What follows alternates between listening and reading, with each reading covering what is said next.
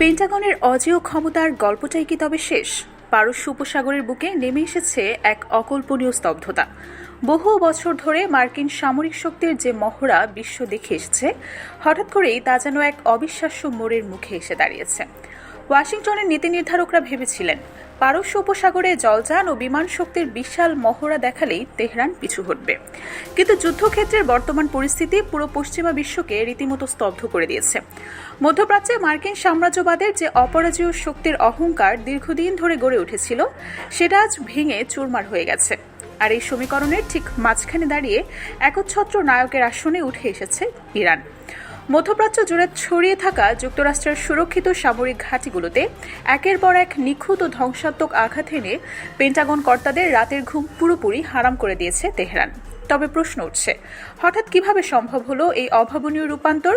এটা কি শুধুই ইরানের নিজস্ব সামরিক সক্ষমতা এবং সাহসিকতার গল্প, নাকি এই বিশাল ভূরাজনৈতিক চালের নেপথ্যে নীরবে কাজ করছে ক্রেমলিনের কোনো গোপন master plan? US central command যখন ইসরায়েলের সাথে যৌথভাবে কৌশল সাজিয়ে মধ্যপ্রাচ্যের রাজনীতিতে চরম উত্তাপ ছড়াচ্ছিল, তখন তাদের সুনির্দিষ্ট ধারণা ছিল যে ইরানকে খুব সহজেই কোণঠাসা করা সম্ভব হবে। সেই পরিকল্পনা অনুযায়ী পারস্য উপসাগরের পাঠানো হয় 3টি সুবিশাল বিমানবাহী রণতরী এবং 2 শতাধিক সর্বাধুনিক প্রযুক্তির যুদ্ধ বিমানের বিশাল বহর। চতুর্দিক থেকে ইরানকে ঘিরে ফেলার এমন এক ছক ওয়াশিংটন কষেছিল, যা কাগজে কলমে ছিল একদম নিখুঁত, কিন্তু বাস্তবতা পুরোপুরি ভিন্ন রূপ ধারণ করেছে। তেহরানের অসীম সাহস আর সুদূর প্রসারী কৌশলের সামনে মার্কিন গোয়েন্দা সংস্থা সিআইএ তৈরি করা প্রতিটি হিসাব নিকাশ আজ একেবারে ভেস্তে গেছে।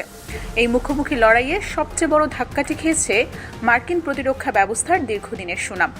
ওয়াশিংটনের দীর্ঘদিনের বিশ্বাস ছিল তাদের মোতায়েন করা বিলিয়ন বিলিয়ন ডলারের প্যাট্রিয়ট এয়ার ডিফেন্স সিস্টেম এবং অত্যাধুনিক রাডার প্রযুক্তি পারস্যের আকাশকে সার্বক্ষণিকভাবে তাদের নিজস্ব নিয়ন্ত্রণে রাখবে। কিন্তু তেহরানের ইসলামিক রিভলিউশনারি গার্ড কোর বা আইআরজিসি যখন নিজস্ব কৌশলে পাল্টা আক্রমণ শুরু করে, তখন বিশ্বজুড়ে ফুটে ওঠে সম্পূর্ণ এক নতুন চিত্র। পেন্টাগনের তৈরি তথাকথিত অভেদ্য প্রতিরক্ষা ব্যূহকে অত্যন্ত সুকৌশলে বোকা বানিয়ে ইরান তাদের তৈরি ড্রোন আর ক্ষেপণাস্ত্র পাঠাতে শুরু করে। ফলস্বরূপ মধ্যপ্রাচ্যের মার্কিন আস্তানাগুলো তাস দিয়ে তৈরি ঘরের মতো ভেঙে পড়তে শুরু করে। বর্তমানে পরিস্থিতি এমন একটা জায়গায় গিয়ে পৌঁছেছে যে সৌদি আরব, বাহরাইন, কুয়েত এবং জর্ডান থেকে শুরু করে ইরাকের পেন্টাগন নিয়ন্ত্রিত কোনো ঘাঁটিতেই আজ মার্কিন সেনারা নিজেদের নিরাপদ মনে করতে পারছে না। সম্প্রতি জর্ডানের এক মার্কিন বিমান ঘাঁটিতে ইরানের চালানো তীব্র ক্ষেপণাস্ত্র হামলায় অন্তত 2 জন মার্কিন সেনা প্রাণ হারিয়েছে, যা ওয়াশিংটনের সামরিক মহলে বড় ধরনের কম্পন সৃষ্টি করেছে। অন্যদিকে দেখা যায়, মার্কিন গোয়েন্দারা যখনই চরম হতবম্ব অবস্থার মুখোমুখি হয়ে তীব্র উদ্বেগের সাথে হিসাব মেলানোর চেষ্টা করে কিভাবে ইরানের তৈরি অস্ত্র এত নিখুঁত নিশানায় আঘাত হানছে, ঠিক তখনই উন্মোচিত হয় ভেতরের মূল রহস্য।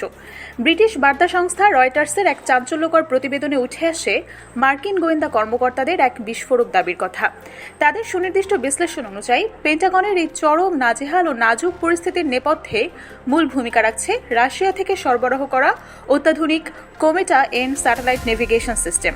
রাশিয়ার এই উন্নত নেভিগেশন প্রযুক্তির ছোঁয়া পাওয়ার পর থেকে ইরানের তৈরি শাহেদ 136 বা শাহেদ সিরিজের ড্রোনগুলোর ধ্বংসাত্মক ক্ষমতা এবং আক্রমণের দূরদর্শিতা বহুগুণে বেড়ে গেছে।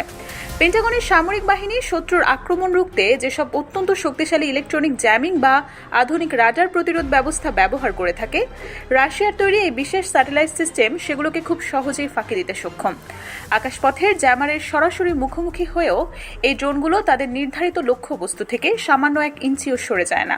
ফলে আকাশে মার্কিন বিলিয়ন ডলারের প্যাট্রিয়ট এয়ার ডিফেন্স সিস্টেম সক্রিয় থাকার পরও ইরানের এই ড্রোন বহরকে মাঝপথে ধ্বংস করতে পুরোপুরি ব্যর্থ হচ্ছে যুক্তরাষ্ট্র।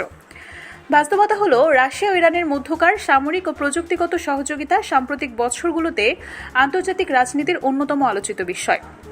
অনেক বিশ্লেষকের মতে এই ঘনিষ্ঠতার পেছনে যুক্তরাষ্ট্র ও পশ্চিমা বিশ্বের দীর্ঘদিনের নিষেধাজ্ঞা, কূটনৈতিক চাপ এবং ভূরাজনৈতিক প্রতিদ্বন্দ্বিতাও গুরুত্বপূর্ণ ভূমিকা রেখেছে। বিশেষ করে ইউক্রেন যুদ্ধ শুরু হওয়ার পর রাশিয়াকে আন্তর্জাতিক অঙ্গনে বিচ্ছিন্ন করার যে নীতি পশ্চিমা দেশগুলো গ্রহণ করে, তার ফলে মস্কো বিকল্প অংশীদারদের সঙ্গে সম্পর্ক আরও জোরদার করার দিকে মনোযোগ দেয়। সে প্রেক্ষাপটে ইরানের সঙ্গে সামরিক, প্রযুক্তিগত এবং অর্থনৈতিক সহযোগিতা দ্রুত বিস্তৃত হতে থাকে।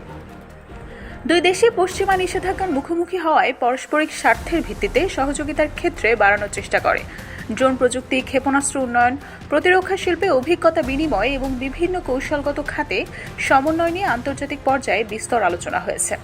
ফলে অনেক পর্যবেক্ষক মনে করেন, ইউক্রেন যুদ্ধকে কেন্দ্র করে যে কৌশলের মাধ্যমে রাশিয়াকে দুর্বল করার চেষ্টা করা হয়েছিল, সেটা আসলে পরোক্ষভাবে রাশিয়াকে নতুন জোট তৈরির সুযোগ করে দেওয়া।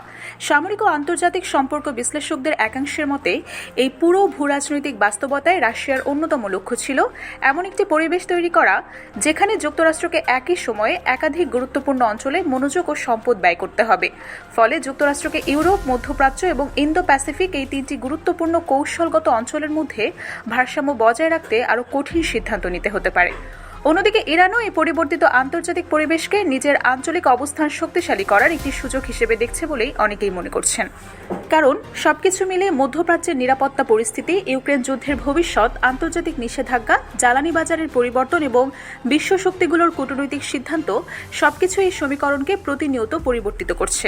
তাই বর্তমান পরিস্থিতিকে অধিকাংশ বিশ্লেষক একটি চলমান ভূরাজনৈতিক প্রতিযোগিতার অংশ হিসেবে দেখেন, যেখানে প্রতিটি পক্ষই নিজেদের কৌশলগত স্বার্থ রক্ষার জন্য নতুন নতুন জোট, সামরিক সহযোগিতা এবং কূটনৈতিক উদ্যোগ গ্রহণ করছে।